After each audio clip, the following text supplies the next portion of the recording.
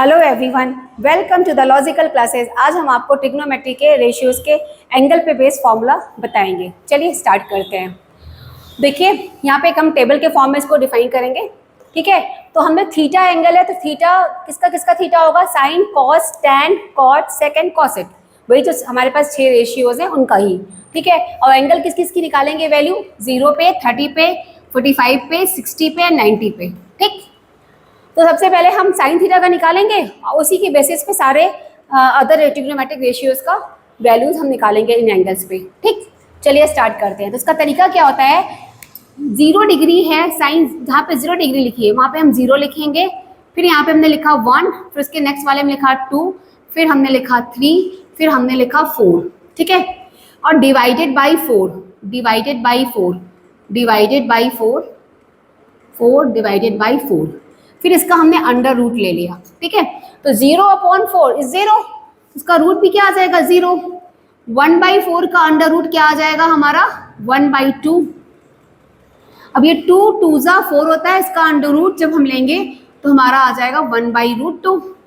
ठीक है, और √3/4 का वैल्यू होगी √3/2 एंड 4/4 1 होता है और इसका अंडर रूट क्या आ जाएगा? 1।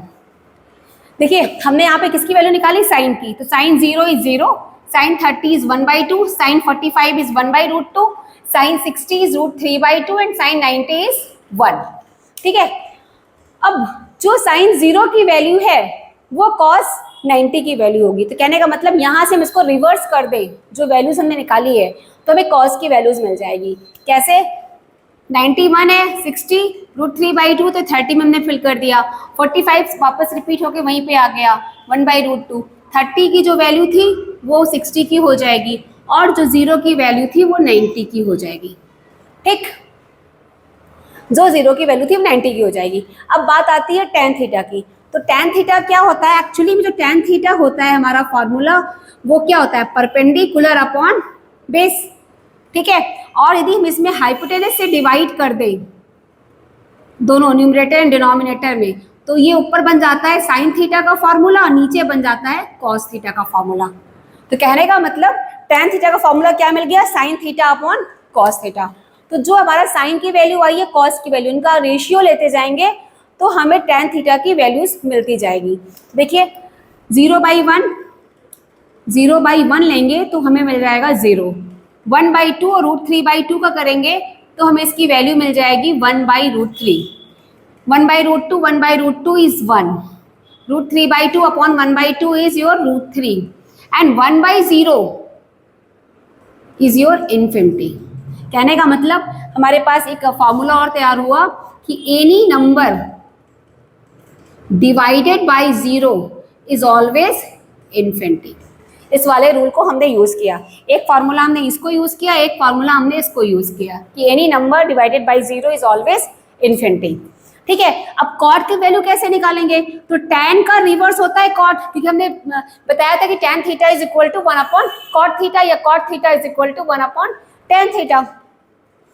तो यहाँ पे हो जाएगा 1/0 that is infinity. 1/1/√3 is √3, 1/1 is 1 और 1/√3 is obviously 1/√3 and 1/infinity, 1/infinity is 0। तो हमारे पास एक तीसरा बताने की बात आई कि क्या 1/infinity is 0, तो any number divided by infinity you get 0। किसी भी नंबर में यदि हम इन्फिनिटी से डिवाइड करते हैं तो उसकी वैल्यू 0 कंसीडर की जाती है। ठीक है, ये वैल्यू आ गई। अब बारी आई सेक थीटा की। तो सेक थीटा क्या है? कॉस का रिवर्स है। तो कॉस का रिवर्स है तो 1/1 इज 1, 1/√3/2 इज 2/√3, 1/1/√2 इज √2, यहाँ पे 2 और 1/0 इज योर इन्फिनिटी। यहाँ पे इन्फिनिटी आ गया। ठीक है, एंड कॉसेक थीटा की बात किसका रिवर्स है? साइन का रिवर्स है। तो 1/0 इज इन्फिनिटी, 1/1/2 इज 2, यहाँ पे √2 और यहाँ पे 2/√3, रिवर्स करते जा रहे हैं और 1/1 इज 1। ठीक है, तो ये हमारी वैल्यूज आ गई। देखो हमने पूरा टेबल फिल कर दिया। अब रही बात, ये तो टेबल बनाया तो इजी पड़ा, पर इसको लर्न कैसे करेंगे तो उसका भी टेक्निक बताते हैं। देखो उसमें लर्न करने का सिंपल ही वे बताएंगे क्या जैसा लर्न कर सकते हैं इजीली। जैसे साइन 0 क्या है, 0, जो साइन 0 की वैल्यू है वही कॉस 90 की वैल्यू है 0। तो साइन 0 इज 0, क्योंकि सबसे पहला एंगल स्टार्ट हुआ है 0 डिग्री से, और साइन 0 की बात करेंगे तो वो 0 से स्टार्ट हुआ है। अब ये 0 से 1 तक गया है तो इंक्रीजिंग ऑर्डर में है, तो ऑब्वियसली 30 की वैल्यू 1/2, ठीक है। 45 की 1/2 से बड़ा होता है 1/√2, और फिर उससे बड़ा होता है √3/2, देन 1। तो sine 0 is 0, sine 30 is 1/2, sine 45 is 1/√2, sine 60 is √3/2 and sine 90 is 1। तो ये 0 से 1 का वेरिएशन में इसकी वैल्यू ऐसे करके याद कर लेंगे धीरे धीरे। फिर कॉस थीटा की बात करेंगे तो कॉस थीटा कैसे जा रहा है, 1 to 0 जा रहा है, 1 to 0 जा रहा है, डिक्रीजिंग ऑर्डर में है। तो डिक्रीजिंग ऑर्डर में है तो कॉस, ऑब्वियसली कॉस 0 की वैल्यू 1, तो कॉस 30 √3/2, पर कॉस 30 √3/2 है जो साइन 60 है। तो कहने का मतलब अपन ऐसा बोल सकते हैं साइन 60 तो कॉस 30, ठीक, या साइन 30 तो कॉस 60।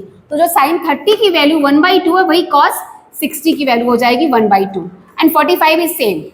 एंड साइन 90 की वैल्यू जो आती है 1, तो वो उसकी 0 की वैल्यू हो गई, और जो इसकी 0 की वैल्यू है वो उसकी 90 की वैल्यू हो जाएगी, ठीक है।